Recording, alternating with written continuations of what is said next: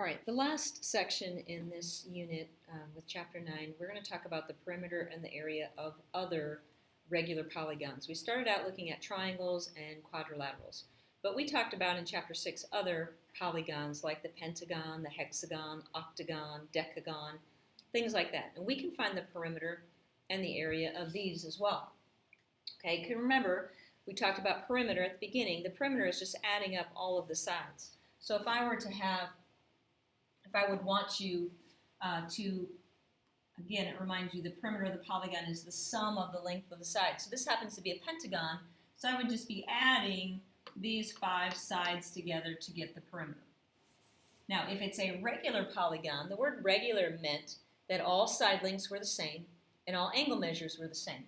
So if it's a regular polygon, they really only have to give you one dimension, one side, and we'll know that all the sides are the same. So instead of adding 12 plus 12 plus 12 plus 12 plus 12, we can just take the number of sides, which is 5 in a pentagon, and we can take it times the length of each one, which is 12. 5 times 12, I would know that this would be 60 centimeters around the outside or the perimeter. So when polygons are regular, all sides are the same length. Just take the number of sides times the length of one side. Now that's for the perimeter.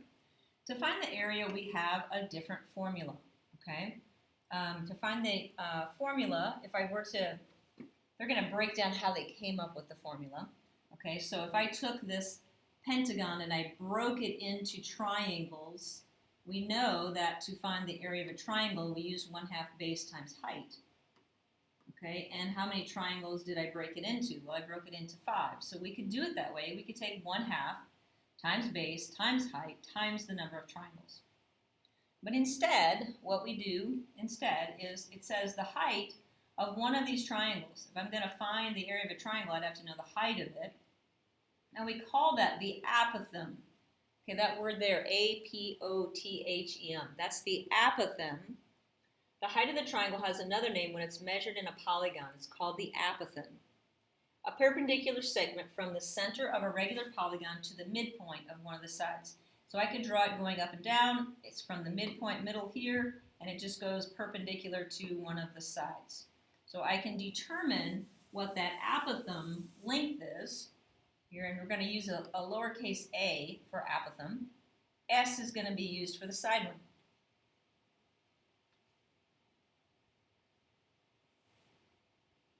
Okay, and you're going to start to see this formula develop. We're going to use this formula for any regular polygon. We're going to use this formula that says area equals 1/2 times S. Okay, S is the length of the side. A is the apothem length. And N is how many sides in the figure. So I'm going to call this the 1/2 SAN, S-A-N, SAN, the 1/2 SAN formula. And we use this formula right here anytime we have a regular polygon. So it could even be used for a square. Okay, a regular polygon. Let's check it out. Here's a pentagon.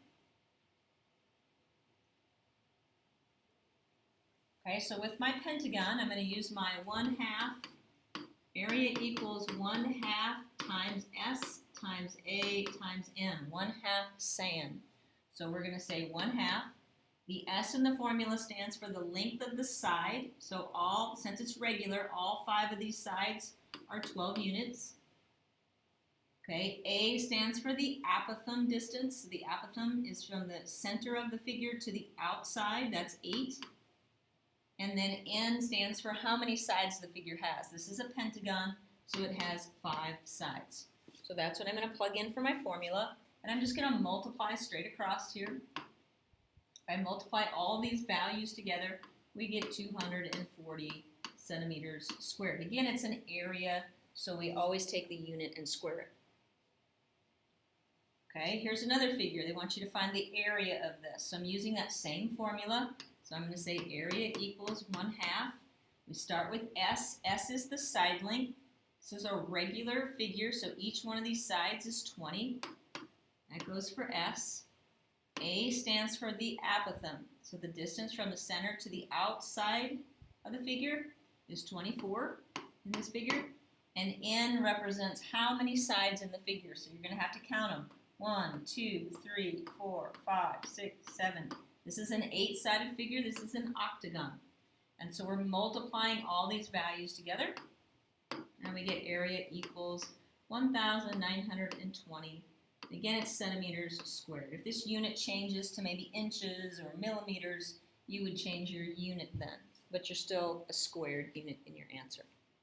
Okay, so this formula is new, and this is what we use anytime we have a regular polygon. Okay, you got a worksheet that you can start working on.